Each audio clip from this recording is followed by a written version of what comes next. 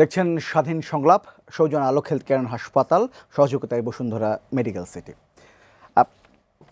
নির্বাচন তো কথা ছিল যে এবারকার নির্বাচন বাংলাদেশের মধ্যে একটা ঐতিহাসিক নির্বাচন হবে, সবচেয়ে সুন্দর নির্বাচনগুলো একটি হবে। যারা নির্বাচন পরিচালনার দায়িত্বে আছেন, সরকার এবং নির্বাচন কমিশন, সবাই এই একই ধরনের আশ্বাস কিন্তু দিয়ে আছেন, এখনও দিচ্ছেন যে সবচেয়ে একটা ঐতিহাসিক নির্বাচনের দ্বার প্রান্তে বাংলাদেশ। কিন্তু মাঠের পরিস্থিতি তাই, কিন্তু একদম কঠোরভাবে বলি একেবারে ছিটিফোঁটাও দেখা যাচ্ছে না আসলে এই প্রতিশ্রুতির পূরণের। কারণ নিরাপত্তা নিয়ে একটা সংশয় আমরা দেখতেই পাচ্ছি। নির্বাচন কমিশনের আচরণ নিয়ে প্রার্থীরা তো আছে। আজকে দেখলাম যে প্রধান দুটি রাজনৈতিক দল বিএনপি এবং জামায়াত ইসলাম, তারা নির্বাচন কমিশনে গিয়ে এবং প্রধান উপদেষ্টার সঙ্গে দেখা করে কিন্তু তার নির্বাচন কমিশনের বিরুদ্ধে বা নির্বাচন কমিশনের পক্ষপাতিত্বমূলক আচরণের অভিযোগ করে এসছে, দুই দলে অভিযোগ করে এসছে। তো পরিস্থিতি যখন এমন, আবার আমরা দেখতে পাচ্ছি যখন স্বরাষ্ট্র উপদেষ্টা বলছেন যে অস্ত্রগুলো লুট হয়ে গেছিলো, সেই অস্ত্রগুলো উদ্ধার করা সম্ভব হয়নি। তবে তার ধারণা যে সেই অস্ত্রগুলো পানিতে খালে বিলে ফেলে দেওয়া হয়েছে, উদ্ধার করা না গেলেও সেই অস্ত্রগুলো এই নির্বাচনে ব্যবহার করা হবে না, এমন আশ্বাস তিনি দিয়েছেন। সব কিছু মিলে প্রার্থীরা কতটা আশ্বস্ত, ভোটাররা কতটা আশ্বস্ত, আমরা আজকে বিষয় দিয়েছি ভয়হীন ভোটের অধিকার কত দূর। এ বিষয়ে নিয়ে দুজন আলোচক আছে, একটু আমরা পরিচিত হইনি। আমার সঙ্গে আছেন বিএনপির সমাজ কল্যাণ বিষয়ক সম্পাদক কামরুজ্জামান রতন, তিনি একই সঙ্গে মুন্সিগঞ্জ 3 আসনের এবারকার সংসদ প্রার্থী, এবং আছেন ঢাকা বিশ্ববিদ্যালয়ের উন্নয়ন অধ্যয়ন বিভাগের অধ্যাপক ডক্টর আসিফ মোহাম্মদ শাহান। দুজনকেই স্বাগত আমাদের অনুষ্ঠানে। আলোচনায় যাব। আমি একটু কামরুজ্জামান রতন আপনাকে দিয়ে শুরু করি। আমাদের বিষয় যেটি যে ভয়হীন ভোটের অধিকার কতদূর। আমি যদি ভয়হীন ভোট বলি, আপনি একজন প্রার্থী, আসলে এই ভয়হীন ভোট এবার তো হওয়ার কথা ছিল। আমরা শুনছি ঐতিহাসিক একটি ভোটের দ্বার প্রান্তে আমরা। আসলে মাঠের পরিস্থিতি কীরকম আপনি শুনছেন, আর আমি প্রতিনিয়ত প্রতি স্টেপে এটা আমি ফেস করছি।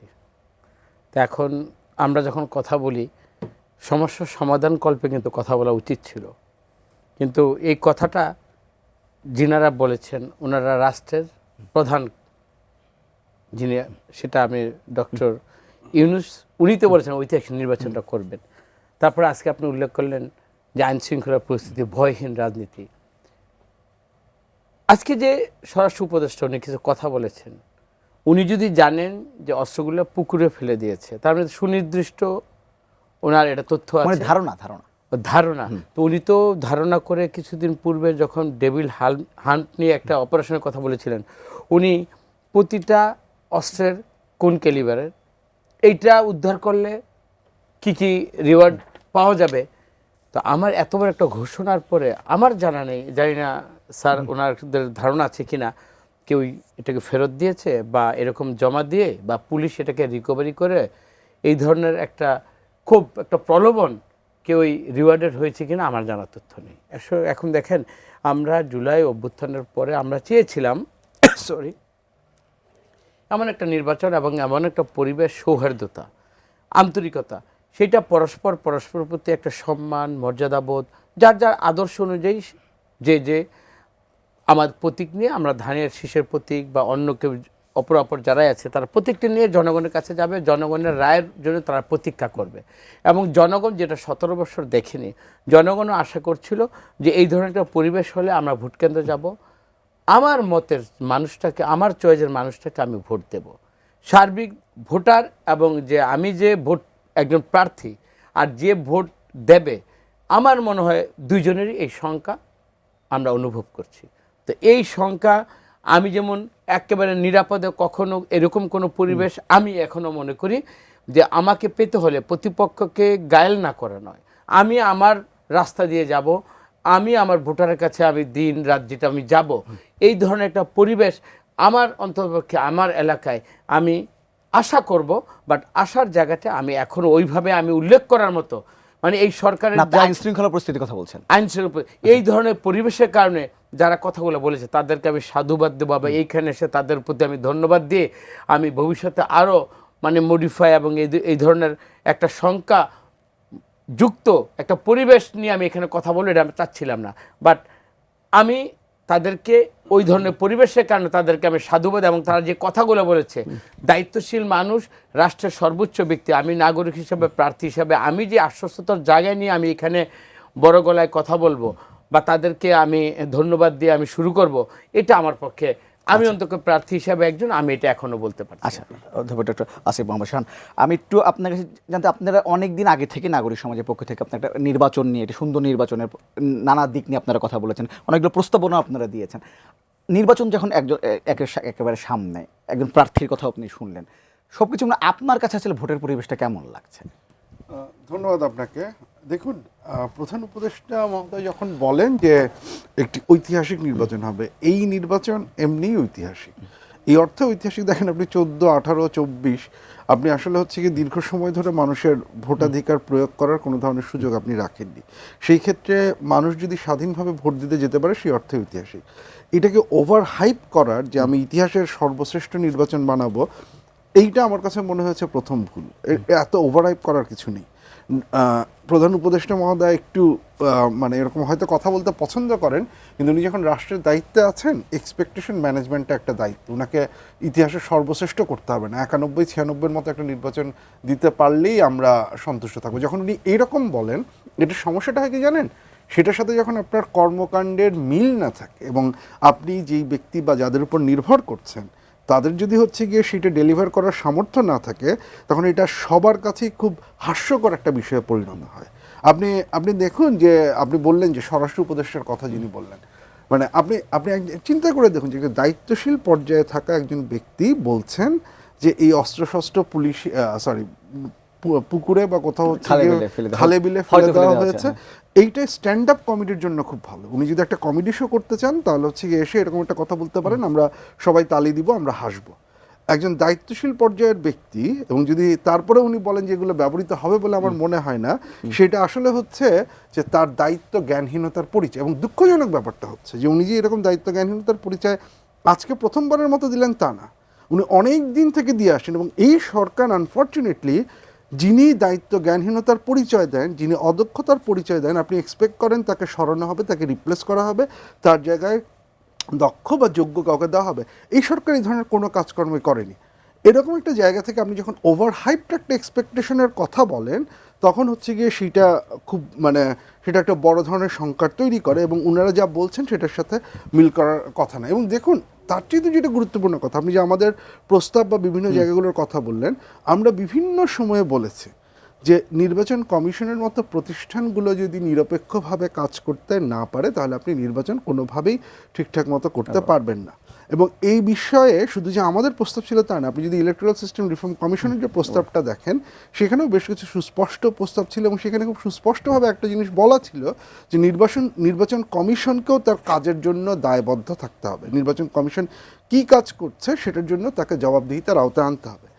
এই ধরনের যে কোনো প্রপোজালকে ইলেকশন কমিশন তার পুরো টেনিউরে সেটাকে হচ্ছে তারা রেজিস্ট করেছে, সেটাতে প্রতিরোধ করেছে, এবং নির্বাচন কমিশনের যে স্বাধীনতা, সেটা হচ্ছে কি আমরা কখনোই খুব স্পষ্টভাবে দেখতে পাই। এবং আজকে এই যে বিভিন্ন জায়গা নিয়ে দ্বৈত ভূমিকার কথা আসছে, আপনি এক দলের প্রার্থীকে ছাড় দিচ্ছেন, আরেক দলের প্রার্থীকে হচ্ছে কি আপনি বাতিল করছেন, বা হচ্ছে আপনি একটা সমতার জায়গা থেকে কাজটা করছেন না, এইটা তো আবারও মানে সকল রাজনৈতিক দলের বিশ্বাসহীনতার একটা জায়গা তৈরি করে। এটাও তো নির্বাচনের জন্য ভালো কোনো বিষয় হয়ে দাঁড়াচ্ছে না। আমি একটু আপনার কাছে যদি নিরাপত্তার বিষয়টা যদি বলি, আজকে জামায়াত ইসলামের নায়েবে আমির ডক্টর সৈয়দ আবদুল্লাহ মোহাম্মদ তাহের, তার নেতৃত্বে জামায়াত ইসলামের একটি দল বা একটি প্রতিনিধি দল প্রধান উপদেষ্টার সঙ্গে দেখা করেছেন। তিনি এসে অনেকগুলো কথা বলেছেন, নির্বাচন কমিশনে একটু পরে আসছি। এই নিরাপত্তা নিয়ে যদি বলি, তিনি একটি বলেছেন যে একটি দলের প্রধানকে নিরাপত্তা দেওয়া বা প্রোটোকল দেওয়া হচ্ছে, এটা নিয়ে সরকার বাড়াবাড়ি করছে। তারেক রহমানের কথা তিনি উল্লেখ না করে বলেছেন যে তাকে আসলে যে ধরনের নিরাপত্তা বা প্রোটোকল দেওয়া হচ্ছে তার বাড়াবাড়ি করা হচ্ছে, এতে লেভেল প্লেইং ফিল্ড ক্ষতিগ্রস্ত হচ্ছে। তিনি বলছেন যে এটা করলে জামায়াত ইসলামের আমিরকেও একই ধরনের প্রোটোকল ও নিরাপত্তা দিতে হবে। আচ্ছা, এখানে তো আমার বিতর্ক করে না। এখন যদি জামাত ইসলামের ভাই থাকতো, তো আমি কথাটা ওনাকে প্রশ্ন করতাম। তবে আপনার মাধ্যমে যেহেতু আপনার প্রশ্ন করছেন, আমি উত্তরটা দিচ্ছি। আমি জামাতের আমির শফিক সাহেবকে একটা শ্রদ্ধা রেখেই বলি, তারেক রহমানের সিকিউরিটি কনসার্ন আর ওনার সিকিউরিটি কনসার্ন, তারেক রহমানের দল, শহীদ প্রেসিডেন্ট জিয়াউর রহমান, বেগম খালেদা জিয়া, এবং আপনি দেখেন গ্রাজুয়ালি ওনাকে মৃত্যুবরণ করতে হয়েছে, জিয়াউর রহমানকে মেরে ফেলা হয়েছে, বেগম খালেদা জিয়াকে জীবিত মৃত, মানে আমরা যেটা বলতাম আর কি, ওনাকে কিভাবে পয়জনিং করে মেরেছে না কিভাবে মেরেছে, তার উত্তরসূরি জনাব তারেক রহমান। দীর্ঘদিন উনিও ষড়যন্ত্র শিকার বাইরে ছিলেন। এইটা হলো ওনার হিস্ট্রিক্যালি ওনার পারিবারিক ধারাবাহিকভাবে ওনার নেতৃত্ব। প্লাস আমি যদি বলি শহীদ প্রেসিডেন্ট জিয়াউর রহমানকে স্বাধীনতার ঘোষক, সম্মুখ সমরের একজন যোদ্ধা, তার সহধর্মিণী বাংলাদেশে গণতন্ত্রের সংগ্রাম করতে করতে উনি বাংলাদেশে তিনবারের ক্ষমতা আসীন ছিলেন। তারেক রহমানের উপর যেভাবে ক্ষমতা হচ্ছে তাদের সিকিউরিটি কনসার্ন, আর ওনার এই যে জামাতের আমিরকে, এটা তো হাস্যস্কর আপনি বললেন। তাহলে তো আমার বলতে হয় যে আপনারা এই তিনটা বেরিয়ে এসে মুক্তিযুদ্ধের ঘোষক হন, তিনবার বাংলাদেশে ক্ষমতায় আসেন।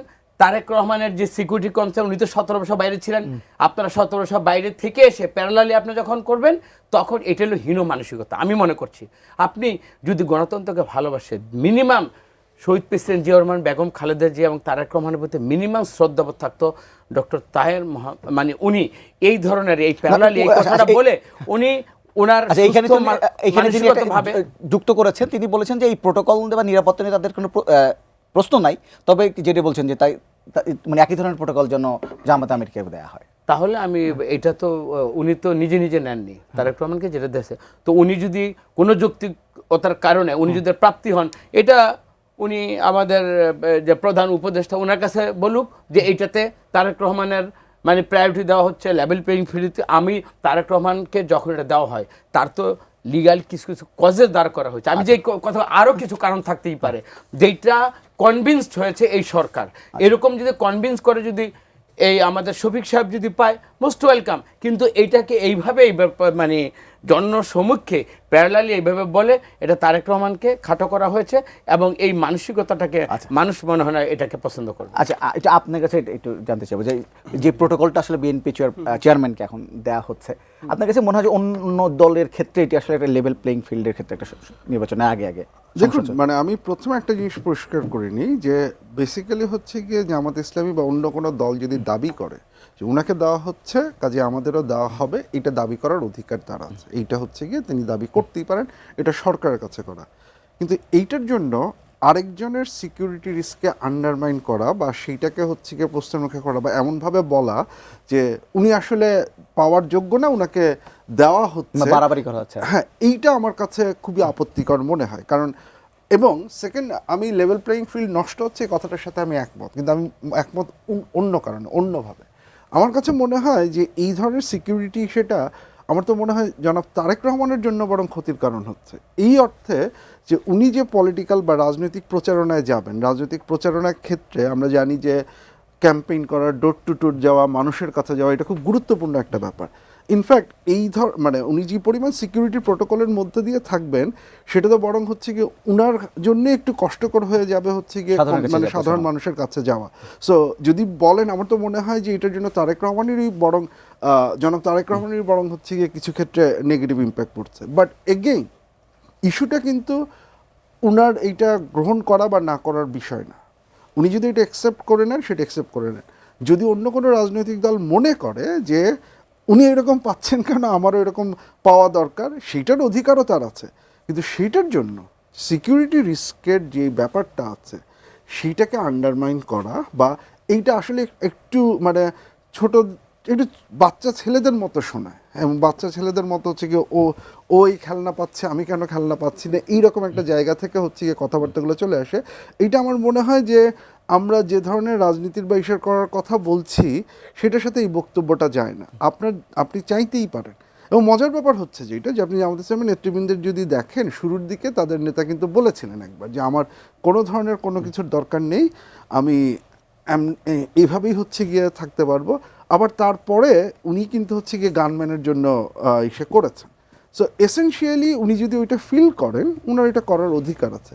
কিন্তু সেটার জন্য আরেকজনকে যেটা দেওয়া হয়েছে সেটা নিয়ে আমার মনে হয় না যে কোনো ধরনের ইসে করার আমি একটু করি।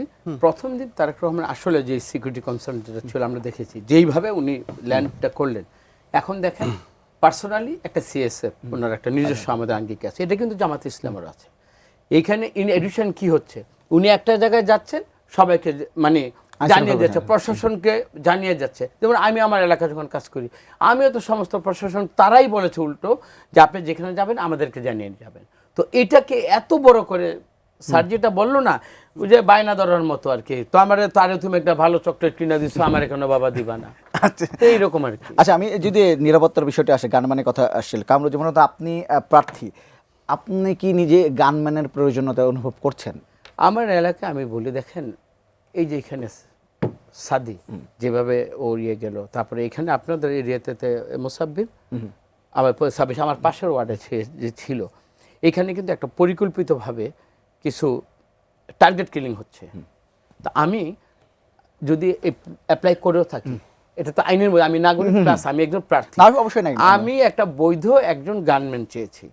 বাংলাদেশের এরকম অনেক পুলিশ অফিসার বা যে কোনো আইনের মধ্যে কিন্তু এটা আমাকে দেওয়া না দেয় এটা আইনগত ব্যাপার, বাট আমি যে চাইতে পারি, যে কারণেও এই প্রশাসন বলছে যেখানে যাবেন আমাদেরকে জানিয়ে যাবেন, তো এটা কেন বলছে? এবং আপনি দেখেন কতজনকে গানম্যান দেওয়া হয়েছে, তো নাথিং স্পেশাল। আমি সিকিউরিটি কনসার্ন এই কারণে বলছি, আমি সামনের যে 22 তারিখ থেকে 12 তারিখ পর্যন্ত নির্বাচনে যে প্রচারণটা যাব, দিন রাত যে কোনো জায়গায় আমাকে যেতে হতে পারে। একজন সিকিউরিটির লোক থাকা মানে কি, ওই সিকিউরিটির হাতে গানটা বড় কথা না, তার কাছে একটা ওয়্যারলেস থাকবে, যদি ইনকেস আমি কোথাও যদি এরকম বিপদে পড়ে যাই, সেই জন্য সাথে সাথে আমাকে রেস্কিউ করে বা প্রশাসনকে আরও বেশি শক্তিশালী করে ওইখান থেকে আমি নির্বিঘ্নে আমার প্রচারণা চালাতে পারি। প্লাস আমার যদি আল্লাহ না করে দৈবক্রমে কিছু আমার কোনো মিসক্রিয়েন্ট করেও, সে এখান থেকে আমাকে রেস্কিউ করে আনার জন্য সে যে লজিস্টিক সাপোর্টটা অন্যান্য সংস্থার কাছ থেকে নেবে, এই জন্য কিন্তু। তো এইটাকে বড় করে দেখা, তাহলে কি আমরা কি মরিয়া প্রমাণ করতে হবে যে আমরা তোমাদের এই যে সাধু সাধু সুশীল সুশীল কথা বলে আমাদেরকে তুমি নিরাপত্তাহীনতার কথা আমি বলছি না, আমাকে নিরাপদ রাখার জন্য সরকারের যে একটা দায়বদ্ধতা আছে, তাহলে তো ওনারাই বলছে যে আমরা সবাইকে আমরা একটা একটা গান মেয়ে দিব, ওইটা শুনেই তো আমি এই সুযোগটা আমি অ্যাভেল করার জন্য আমি এই প্রস্তাবটা বা আমি লিখিত আকারে আইনগতভাবে রিটার্নিং অফিসার এবং মাননীয় ডিসি মহোদয়কে আমি এটা দিয়েছি। আচ্ছা, আমি এখানে একটা আসিফ আহমদ শাহান, আপনি যেহেতু নির্বাচনে কাজ করেন, আমি একটু এর আগাম নির্বাচনগুলো আমরা কি দেখতাম যে অবৈধ অস্ত্র উদ্ধার তো অভিযান চলতোই, সেই সঙ্গে বৈধ অস্ত্রগুলো গিয়ে থানায় জমা দিতে হতো। এখন দেখা যাচ্ছে যে সরকারের পক্ষ থেকেই প্রার্থীদের কাছে অস্ত্র দেওয়া হচ্ছে বা গানম্যান দেওয়া হচ্ছে। এই যদি পরিভাষা হয় তাহলে আসলে একটা ভালো নির্বাচনের প্রত্যাশা কতটুকু করা যায়? না দেখুন, মানে গানম্যান দেওয়ার নির্বাচন মানে স্বরাষ্ট্র উপদেষ্টা এগেইন উনি আবারও একটা, মানে আপনার যদি মনে থাকে, উনি আবারও শুরুতে একটা হাস্যকর কথা বলেছিলেন যে প্রার্থীদেরও হচ্ছে গিয়ে গানের লাইসেন্স এবং সেই দেওয়া হবে আর কি, মানে গানের বন্দুকের লাইসেন্সের অ্যাপ্লাই করে নির্বাচনের সময় যাতে প্রার্থীরা বন্দুক রাখতে পারেন সাথে, এরকম একটা প্রভিশন দেওয়া হবে। এটা এরকম একটা কথা উনি বলেছিলেন উইদাউট আন্ডারস্ট্যান্ডিং যে আসলে নির্বাচনের সময় বরং বৈধ অস্ত্রগুলো আপনি জমা নেন, আপনি হচ্ছে গিয়ে দেন না। উনার ওই ধারণা নাই, সো ওইটা নিয়ে আসলে কথা বলে খুব একটা লাভ নেই।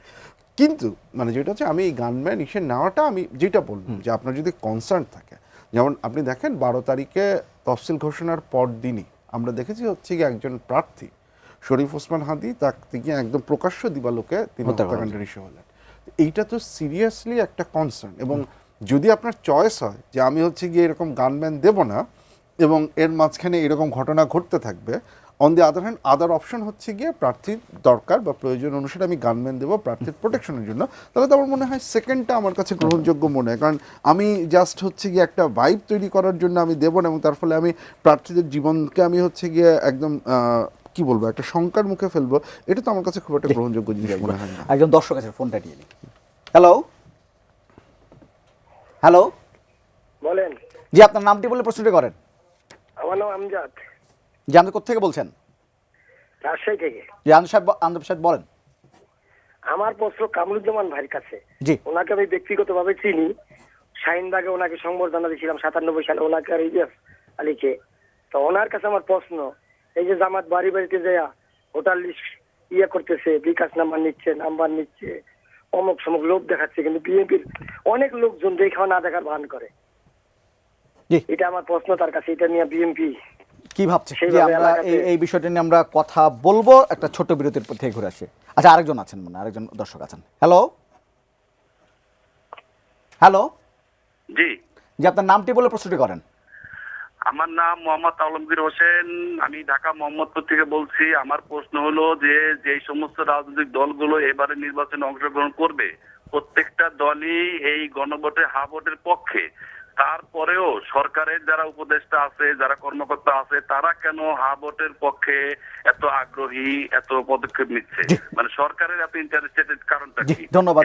আপনার কাছে প্রশ্ন বিরতিতে যাবার আগে রাজশাহী থেকে আমজাদ সাহেব প্রশ্ন করেছিলেন। তিনি বলেছিলেন যে এই যে একটা অভিযোগ এসছে, আজকেও বিএনপির পক্ষ থেকে গিয়ে নির্বাচন কমিশনে অভিযোগ করা হয়েছে যে জামায়াত কর্মীরা বাড়ি বাড়ি গিয়ে মোবাইল ও বিকাশ নাম্বার চাচ্ছে।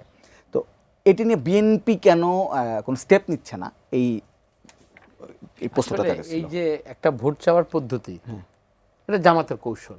এখন আমার কৌশলটা এটা নির্বাচন আচরণবিধিতে বৈধ কি অবৈধ, এই প্রশ্নটা আমি করতে পারি।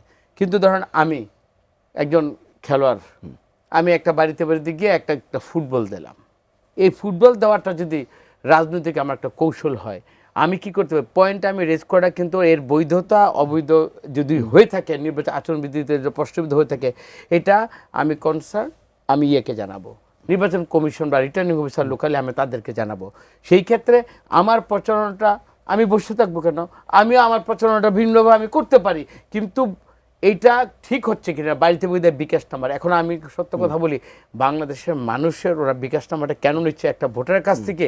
তার মানে কি, আমি চলে গেলাম, বিকাশে 2000-5000 টাকা আসবে, এই পরিস্থিতিটা জামাত করলেই কি জামাতকে মানুষ ভোট দেবে? বা ভোটের যে মানদণ্ড, সাধারণ ভোটাররা এই এত বড় মানে 17 বছর ভোট না দিতে পারার যে একটা যন্ত্রণা, এবং এত জুলাই অভ্যুত্থানের পরে এই পন্থায় বা এইভাবে মানুষকে ভোটকে বিবেককে কিনা যায়, এইটা আমি আমজাদকে আমি মানে সবিনয় আমি মানে একেবারে প্রশ্ন অবহেলাও করতে চাই। এটার ভিতরে বা গভীরতার মধ্যে কি আছে আমি জানতে চাই। আচ্ছা, আমার এখানে একটা প্রশ্ন আছে। আমি ঠিক জানি না যে আসলে জামায়াত কর্মীরা এটা করছে কিনা, তবে বিএনপির পক্ষ থেকে কয়েকদিন ধরে এই অভিযোগটা করা হচ্ছে। যদি সত্যি হয়, যদি সত্যি তারা ভোটারদের বাড়িতে গিয়ে বিকাশ নাম্বার নিয়ে আসে, আপনি একজন প্রার্থী হিসেবে এটি কিভাবে কাউন্টার করবেন, নাকি আপনিও বিকাশ নাম্বার নিয়ে আসবেন?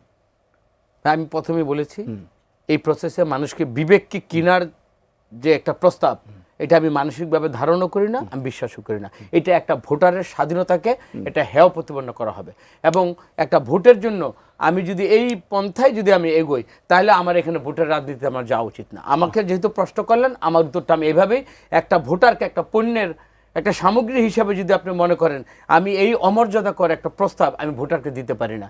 জানি না জামাত যদি মানে করে থাকে, এটা জামাত আপনি বলছেন যে এখন আর টাকা দিয়ে ভোট কেনার না সুযোগ না, নেই। এই এত কিছুর আচ্ছা, পরে ভোটারকে এইভাবে আপনি কি মনে করেন যে এখন আসলে টাকা দিয়ে আর ভোটারকে দেখুন, আমি জানি না যে এটা সম্ভব কি সম্ভব না, বা জামাত এটা করছে কি করছে না। বাট একটা কথা আমি যেটা বলতে পারি, যে আমরা বেশ কিছু গবেষণার কাজ টাজ করছি, একটা জিনিস আমরা দেখেছি যে জামাত একটা, এটা তার ইলেকট্রাল স্ট্র্যাটেজির পার্ট হিসেবে একটা কাজ সে করছে, যে গত 6-7-8 মাস ধরেই তারা মানুষের বাড়ি বাড়ি যেয়ে এবং স্পেসিফিক্যালি নারী ভোটারদের কাছে পৌঁছানোর একটা চেষ্টা, তাদের একটা তালিম গ্রুপ বলে একটা জিনিস আছে, সেটার মাধ্যমে তারা পৌঁছানোর একটা চেষ্টা তারা করে আসছে।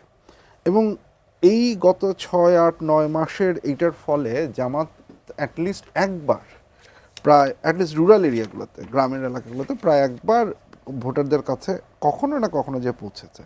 এবং সেটার সাথে বিকাশের সম্পর্ক আছে কিনা সেটা আমরা জানি না, বাট পৌঁছেছে। এখন এটা ধরেন পৌঁছিয়ে তারা অনেক জায়গায় সরাসরি ভোট চায়নি, অনেক জায়গায় ঘুরিয়ে বলেছে এইভাবে। এইটা এক অর্থে আপনি যে খুব দোষণীয় বলবেন সেটা না। সমস্যাটা যেটা হয়েছে যে এই একই সময়ে আনফর্চুনেটলি বিএনপি এই কৌশলটা, প্রচারণার কৌশলটা, আমি এটাকে নেগেটিভ হিসেবে দেখছি না। আপনি যেটা বলছিলেন না যে ওনারাও বিকাশ, ওনাদের ওটা দেওয়ার দরকার নেই, কিন্তু এই যে মানুষের কাছে পৌঁছানো, এখন যেটা হচ্ছে যে বিএনপির একটা যেটা প্রচারণার কৌশল, যেটা সবসময় ছিল একটু বড় ধরনের প্রসেশন করা, বড় ধরনের মিটিং করা বা ইসে করা, আনফর্চুনেটলি যেটা আমাদের কাছে মনে হচ্ছে বিভিন্ন ইস্যুতে, সেইটা খুব বেশি এবার ইফেক্ট করার পসিবিলিটি কম। বরং অনেক মানুষই চাচ্ছেন যে ভোটাররা তাদের কাছে যাক। এখন বিএনপির একটা যেটা সমস্যা, যে আপনি 22 তারিখের আগে তো সরাসরি প্রচার করতে পারবেন না, কিন্তু অনেকগুলো রাজনৈতিক দল কিন্তু এখন বসে নেই। তারা যেটা করছেন হচ্ছে তারা দোয়া চাচ্ছেন বা ইসে করছেন, মানে মানুষের কাছে রিচ আউট করার চেষ্টা করছেন। ফর সাম রিজন, কী কারণে আমি জানি না, যে আমরা বিভিন্ন জায়গাগুলোতে দেখেছি, আমি যদি খুলনা বলেন, কুমিল্লা বলেন, পঞ্চগড় বলেন, বা হচ্ছে কি অনেকগুলো জায়গাতে আমি দেখেছি যে এই ব্যাপারটা বিএনপির দিক থেকে এখনো আসেনি। সেইটা বিএনপিকে একটু ব্যাকফুটে ফেলে দিচ্ছে বলে আমার ধারণা। আমি জানি না এরপরে যে অল্প সময়টা আছে সেটার মাধ্যমে এই ধরনের, মানে আপনি প্রসেশন করে যাওয়া সেটা একটা জিনিস, আর হচ্ছে আপনি সিরিয়াসলি হচ্ছে ওয়াকিং করে হচ্ছে গিয়ে যাওয়া সেটা আরেক জিনিস।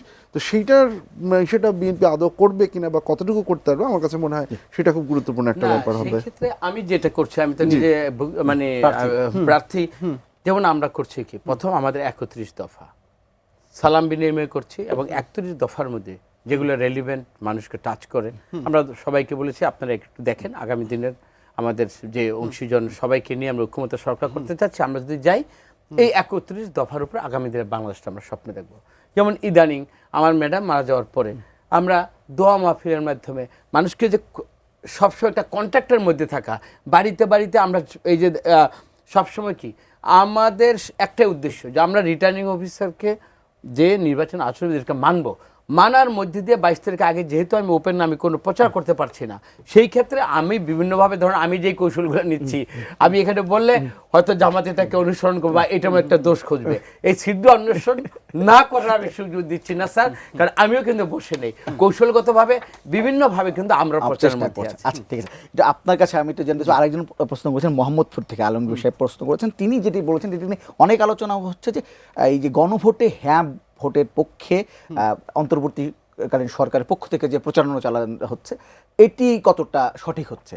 আচ্ছা, দেখুন একটা কথা শুরুতে বলে নেওয়া উচিত, সেটা হচ্ছে যে এই গণভোটের প্রশ্নটা বা গণভোটের ইস্যুটা যেটা আছে সেইটা খুবই কমপ্লিকেটেড, এবং মানে মানুষ যেটাকে খুব ভালোভাবে বুঝছে, এটা শিক্ষিত অশিক্ষিত রুরাল আরবানের বিষয় না, আপনি অ্যাক্রস দ্য বোর্ড মানুষ এটাকে খুব পরিষ্কারভাবে বুঝতে পারেনি যে এটাকে। আমি জাস্ট আপনাকে উদাহরণ দিই, যে আমরা তো যেটা বলছিলাম যে আমরা বিভিন্ন জায়গায় এসে করছিলাম, সো একজন মানে সরাসরি আমাকে যে প্রশ্নটা করলেন যে এই যে হ্যাঁ না ভোট এটার মানেটা কি, যে অতীতে আমরা যখন হ্যাঁ ভোট দিয়েছি তখন জিয়াউর রহমান ক্ষমতায় আসছেন বা হচ্ছে এরশাদ ক্ষমতায় আসছেন, এইবার হ্যাঁ ভোট দিলে কে ক্ষমতায় আসবে, তাহলে আমরা কি ইউনূসকে ক্ষমতা আনার জন্য হ্যাঁ ভোট দিচ্ছি, কিন্তু আবার তো নির্বাচন হচ্ছে, তাহলে হ্যাঁ ভোটের মানেটা কি? এখন আপনার কাছে এটা খুব সিলি একটা কোয়েশ্চেন হতে পারে, তার কাছে এটা একটা গুরুত্বপূর্ণ। আরেকটা কথা আমি শুনেছি যে আচ্ছা এই হ্যাঁ না ভোটটা কি জিনিস, আমি তো ধানের শীষে ভোট দিব, আমি তো দাঁড়িপাল্লায় ভোট দিব, তাহলে কি হ্যাঁ ভোট দিয়ে আমি আবার আমার ভোটটাকে কনফার্ম করতেছি, নাকি হচ্ছে আমি ধানের শীষে ভোট দিলে আমি দাঁড়িপাল্লাকে না দিচ্ছি এটার জন্য আবার না দিতে হবে, বা দাঁড়িপাল্লায় ভোট দিলে এইখানে হচ্ছে না দিয়ে ধানের শীষে দিই না এটা বোঝাতে হবে? তার মানে দেখেন কনফিউশন অনেকগুলো, এই কনফিউশনগুলো হচ্ছে গিয়ে মানে মানুষের কাছে খুব সুস্পষ্টভাবে এখনও আছে, এবং যেটা আমরা মনে করছি যে উচ্চ কক্ষ চাই, কনস্টিটিউশনাল পজিশনে চাই, এটা আমার আপনার কাছে আমরা বুঝতে পারছি এটার জন্য দরকার, কিন্তু যে মানুষ মনে করছে যে হ্যাঁ ভোট দিয়ে কি আমি আবার ডক্টর ইউনূসকে ভোট দিচ্ছি, তার কাছে কিন্তু উচ্চকক্ষ ফলে কি হচ্ছে এটা তার কাছে এটা আমাদেরও ব্যর্থতা, আমরা এটা বুঝাইনি। সো ফলে যেটা হচ্ছে যে এখন রাজনৈতিক দলগুলো যদি খুব অ্যাক্টিভলি হ্যাঁ পক্ষে ক্যাম্পেইন করে, হয়তো করবে সেটা একটা ইস্যু, কিন্তু রাজনৈতিক দলগুলোর ক্যাম্পেইনের আবার একটা সীমাবদ্ধতা আছে, কারণ আপনি যখন একটা রাজনৈতিক দলে আপনি যখন ভোট চাচ্ছেন, আপনি আপনার রিসোর্সের পুরো অংশ বা আপনি বেশিরভাগ তো হ্যাঁ ভোটের ক্যাম্পেইনে ব্যবহার করতে পারবেন না, আপনাকে তো ব্যবহার করতে হবে একটা বড় অংশ হচ্ছে কি আপনার ইস্যুতে। সেই দিক থেকে অন্তর্বর্তীকালীন সরকারের এইটা যে করার যে আমি খুব দোষের ব্যাপার দেখছি সেইটা না, এখন প্রশ্ন যেটা আসবে এটা হচ্ছে লিগালি তারা করতে পারেন কিনা। এখন এটাকে অ্যাওয়ারনেস রেজিংয়ের পার্ট হিসেবে অবশ্যই তারা করতে পারেন, এবং সেটার জন্য যদি হ্যাঁ ভোট দিলে এই ঘটনা ঘটবে এইটুকু বলার মধ্যে আমি কোনো দোষের কিছু দেখি না। যেটা হচ্ছে সমস্যা হতে পারে যে আপনি আপনার রাষ্ট্রযন্ত্রের পুরোটা ব্যবহার করে যে এই জায়গায় ওই লোকগুলোকে নিয়ে আসো, তাদেরকে বোঝাও, সেটা নিয়ে এটা এগেইন এটা আমার ধরনের লিগ্যাল এক্সপার্টরা ভালো বলতে পারবেন, কিন্তু আমার কাছে মনে হয় এটা দরকার সরকারের কাছ থেকে অ্যাটলিস্ট বোঝানো মানুষকে যে গণভোটটা আসলে কি হচ্ছে, নাহলে এই ধরনের উদ্ভট প্রশ্নগুলো, যেটা উদ্ভট না স্বাভাবিক তার কাছে, এই প্রশ্নগুলো থাকবে। কামরুজ্জামান রতন, আপনার কাছে প্রশ্ন ছিল যে এই নির্বাচনে এক ধরনের অভিযোগ করা হচ্ছে, আমি যদি বলি এনসিপি বা জামাত ইসলামের পক্ষ থেকে অভিযোগ করা হচ্ছে যে বিএনপি মুখে বলছে তারা হ্যাঁ ভোটের পক্ষে আছে গণভোটে, কিন্তু তারা তাদের নেতাকর্মীদের না ভোটের পক্ষে ভোট দেওয়ার জন্য বলছে, সত্যি কি? গ্রামে একটা কথা বলে ঘরের কথা পরে জানলো কেমনে, তা আমাদের মনে অন্তরে কি আছে, আমরা সর্বক্ষেত্রে যখন এই জুলাই সনদটা তৈরি হয় তখন যা আমাদের নোট অফ ডিসেন্ট দিয়ে যেটা বলা হয়েছে প্রকাশ্যে বলা হয়েছে, এবং যতগুলোর সাথে প্রাথমিক যে আমাদের সাইন করা হয়েছে এই সনদের সাথে, তার মানেটা কি আমি স্ববিরোধিতা করার জন্য কি বিএনপি বাংলাদেশের রাজনীতিটা করে? এটা হলো কি জানেন, বিএনপিকে এখন ধরে নিয়েছে এই আমার মানে এই ভাইয়েরা যে বিএনপিকে ক্ষমতার বিরুদ্ধে যা কিছু বলতে হয়, আমার মনে হয় মানসিকভাবে এখন থেকে তারা এই জিনিসটা ধরে নিয়েছে। আমি একজন প্রার্থী হিসাবে আমাকে বলা হয়েছে জুলাই সনদ যেহেতু আমরা সাইন করেছি, স্যার আমাকে বলা হয়েছে অবশ্যই আমরা এই কাজটা আমরাই করবো, এবং ক্যাম্পিংয়ের সাথে যখন দানিশের পক্ষের সাথে সাথে তুমি যেন এই জুলাই সনদে আমরা যেগুলোর উপর আমরা আলোকপাত করছি এগুলো যেন অবশ্যই আমাকে ওদিকেও যেন আমার ভোটটা বা ওইভাবে গণভোটের পক্ষে এইভাবে যেন মতামতটা করতে দেওয়া হয়। সুতরাং আমাদের ঘরের বা আমাদের ডিসিশনের ক্ষেত্রে মানে এই ধরনের একটা মিথ্যা অপবাদ দিয়ে বিএনপিকে এই জুলাই সনদের বা গণভোটের বিপক্ষে আগে দাঁড় করানোর এইটাও একটা হীন মানে মানসিকতা, এবং এই প্রচেষ্টা থেকে আমাদের সবারই বেরিয়ে আসা উচিত। অধ্যাপক শাহজাহান বলছিলেন যে অনেকেই এই মানে হ্যাঁ ভোট না ভোট বা এই গণভোটটা সম্পর্কে সাধারণ ভোটাররা অনেকেই অজ্ঞ বা এখনও সেভাবে পরিষ্কার ধারণা নেই। আপনারা কি এটা নিয়ে ওভাবে ক্যাম্পেইন করছেন যে এই গণভোটটা আসলে এরকম, হ্যাঁ ভোট দিলে এটা হবে, না ভোট দিলে এরকম হবে? কিন্তু আমরা সবসময় দেখি কি এই গণভোট বা যে কোনো নির্বাচনের প্রচারের ক্ষেত্রে গভর্নমেন্টের কাছে তো সমস্ত উইপন্সগুলো প্রচারের যে ইয়েগুলো সব সেটা বিটিভি বলেন আদার্স যতগুলো, এটা তো গভর্নমেন্টের একটা বাজেটই থাকে। তো এইটার প্রচারণটাকে তুঙ্গে বা এটাকে জনপ্রিয় করতে বা মানুষকে নোহাও করে মানুষকে সচেতনতার জন্য তো সরকার এটার সাথে দায়ী, এবং সরকারের দায়িত্ব হলো এটাকে আরও বেশি জনপ্রিয় করে তোলা এবং জনগণের দায়িত্বশীলতার মধ্যে সচেতনার মধ্যে এই জিনিসটাকে ঢুকিয়ে দেওয়া যে একটা দিবা তোমার প্রার্থীর চয়েসের উপর, তুমি জাতীয় নির্বাচনের জন্য তোমার প্রার্থী তুমি সে দিবা, আর এটা কিন্তু গণদাবি। সুতরাং এই গণদাবির ক্ষেত্রে আমি মনে করি এইটা সরকারের প্রচারণার পাশাপাশি আমাদের দায়বদ্ধ আছে। ওই দায়বদ্ধতা থেকে আমরাও কিন্তু আমাদের নিজস্ব মতের ভিত্তিতে আমরা কিন্তু যেটা আমরা জুলাই সনদে আমরা সাইন করেছি এর বাইরে যাওয়ার ডিসিশন বিএনপি থেকে আমি আদৌ দেখি। আচ্ছা, আপনি ওই সময় বলছিলেন যে রাজনৈতিক দলগুলোর একটা দায়িত্ব আছে যে এটা নিয়ে সচেতনতা করা, বৃদ্ধি করা। আপনি কি আসলে দেখতে পাচ্ছেন কিনা রাজনৈতিক দলগুলোর? আমি এইটা বলিনি যে রাজনৈতিক দলগুলোর দায়িত্ব আছে, রাজনৈতিক দলগুলো এটা করতে পারে। হ্যাঁ, রাজনৈতিক দলগুলো যেটা মানে এটা সরকারের দায়িত্ব, সরকার হচ্ছে যে জনসচেতনতা বৃদ্ধি করা। দেখুন এখানে একটা মজার ব্যাপার আছে যে একটা জিনিস খুব পরিষ্কার যে আপনি যদি সেন্ট্রালি দেখেন তাহলে জামাত ইসলামী বলেন বিএনপি বলেন সবাই কিন্তু সেন্ট্রাল লিডারশিপ বলেছে যে আমরা গণভোটে আমরা হ্যাঁ পক্ষে আছি। এখন পর্যন্ত আমরা যা বিভিন্ন জায়গায় যেটা দেখছি, আমি নায়ের পক্ষে প্রচার চালাতে আমি কোনো রাজনৈতিক দলকে দেখিনি। আমি যদিও মাঝে মধ্যে কিছু ভিডিও আসে কেউ বিষয়ে বলেন, ইন জেনারেল নায়ের পক্ষে দেখিনি। যেটা দেখেছি যে হ্যাঁর পক্ষে সরাসরি প্রচার চালানো অথবা চুপচাপ থাকা, কোনো প্রচারণা না চালানো। কারণ কোনো প্রচারণা কোনো দলের পক্ষ থেকে না চালানো, এইটা প্রথম কথা হচ্ছে এইটা যে অন্যায় তা না, সে যতক্ষণ পর্যন্ত না বলছে। এবং এখানে একটা মজার ব্যাপার আছে, এনসিপি আমি দেখেছি বিভিন্ন জায়গায় একমাত্র দল যারা হ্যাঁর পক্ষে সরাসরি প্রচার চালাচ্ছে। বাকি দুটা বোথ জামাত এবং জামাতও সেন্ট্রালি এরা সবাই হ্যাঁর পক্ষে। বোথ জামাত এবং বিএনপি অনেক ক্ষেত্রেই এই হ্যাঁর পক্ষে সরাসরি অবস্থানটা নিচ্ছেন না। এর একটা কারণ আছে, এই নির্বাচনে অনেকগুলো আসনে আপনি চান বা না চান, at the end of the day decision নেবেন হচ্ছে মানে ফাইনাল ডিসিশনের ক্ষেত্রে আওয়ামী লীগ ভোটাররা একটা বড় ভূমিকা পালন করবে। যে 5, 10, 15, 20% যাই আছে, যে আসনগুলোতে ক্লোজ লড়াই হবে সেখানে এই ভোটাররা যেই দিকে যাবেন, এবং এই ভোটাররা কেউই হ্যাঁর পক্ষে না। সো দুইটা দলের কেউই যে জায়গাগুলোতে ক্লোজ সেই জায়গাতে এই রিস্কটা নিতে চাচ্ছেন না যে আমি হ্যাঁ ভোটের পক্ষে ক্যাম্পেইন করলে আমার এইটা এলিয়েনেট হবে কিনা। এইটা একটা ভয়, এটা দুই দলেরই পলিটিক্যাল ক্যালকুলেশন। আমি যেটা বললাম যে একটা হচ্ছে তারা মুখে যেটা বলবেন, সেই ক্ষেত্রে কিন্তু কোনো দলই এখন পর্যন্ত সেন্ট্রাল লিডারশিপের থেকে না ভোটের ক্যাম্পেইন করুক বা এসে করুক এরকম কিছু হয়নি। কতটা আগ্রহ নিয়ে করবেন একটা হচ্ছে এই ভোটের হিসাবটা, সেকেন্ড হচ্ছে আমি যেটা শুরুতে বলেছিলাম যে আপনার যে রিসোর্স আছে সেই রিসোর্সের পুরোটা তো আপনি হ্যাঁতে ব্যবহার করতে পারেন না, কারণ আপনাকে লিফলেট বলেন বা ইসে বলেন আপনাকে তো আপনার দলের ইসের জন্য করতে হবে। সো ওই রিসোর্সের হিসাবটাও এখানে কাজ করতে হবে। দুজনকে ধন্যবাদ আমার সাথে যুক্ত হওয়ার জন্য। আমাদের সময় শেষ হয়ে গেছে, ধন্যবাদ আপনাদেরকে।